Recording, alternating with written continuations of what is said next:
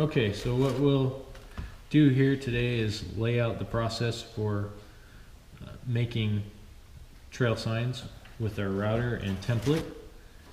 Step one is to read the signs and poster guidelines for the Forest Service, specifically Chapter 5.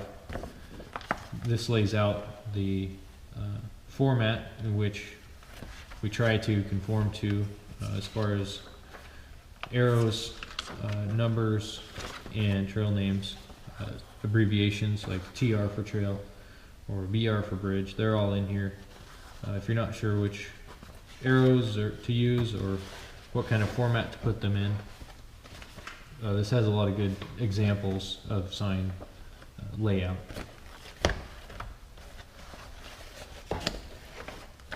Step 2 is to use the Rockler sign making wizard online. This is for a different sign that we made, but it will lay out the first pass and the second pass, sometimes a third or even a fourth, depending on which letters you choose. Some letters have more than one pass, and some letter combinations require the use of a kerning spacer.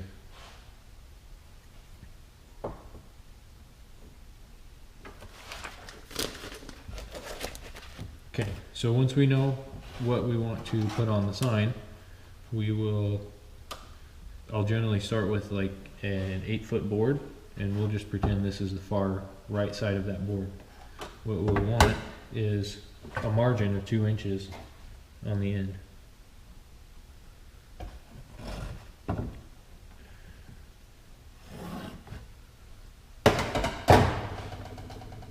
Okay. So we'll line up the edge of our letters with that and center our sign template onto the sign board. You want to put your tape in places where you won't be needing to remove the tape to change out the letters, such as the R1, A1, B1, or R1, which all have corresponding, A2, R2, etc.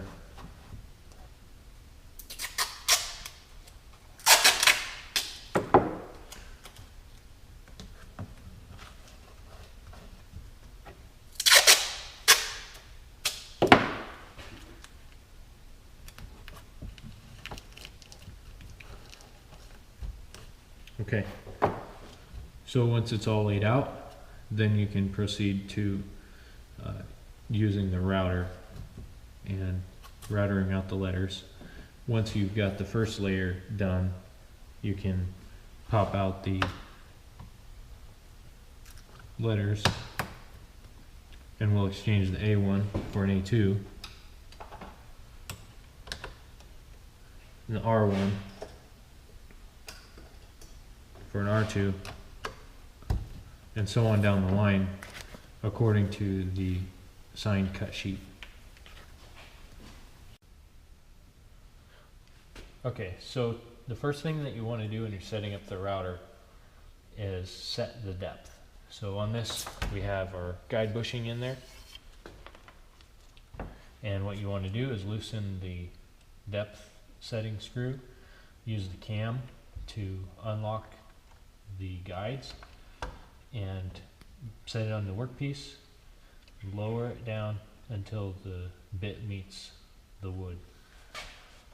Then you want to drop this down, set it at 0, bring it off to the side, unlock the cam, bring the router down to 3/16 of an inch on this guide, lock the router, lock the cam in the back, lock the guide post, and that should set you at 3/16 of an inch.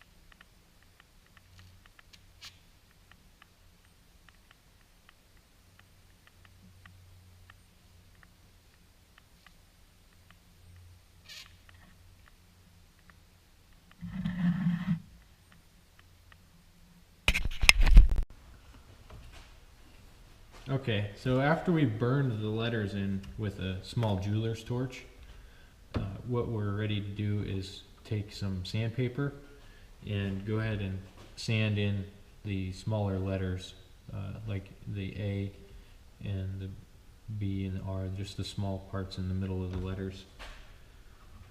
Such as on this one, you can see that after it's been sanded, the letters stick out quite a bit better, especially the A's and the O's and B's. And after you sand it and clean the dust out with the air compressor, you want to start putting them in your tub. We'll generally start with the smaller pieces on the bottom, followed by the bigger ones on the top, just because of the nature of our tub.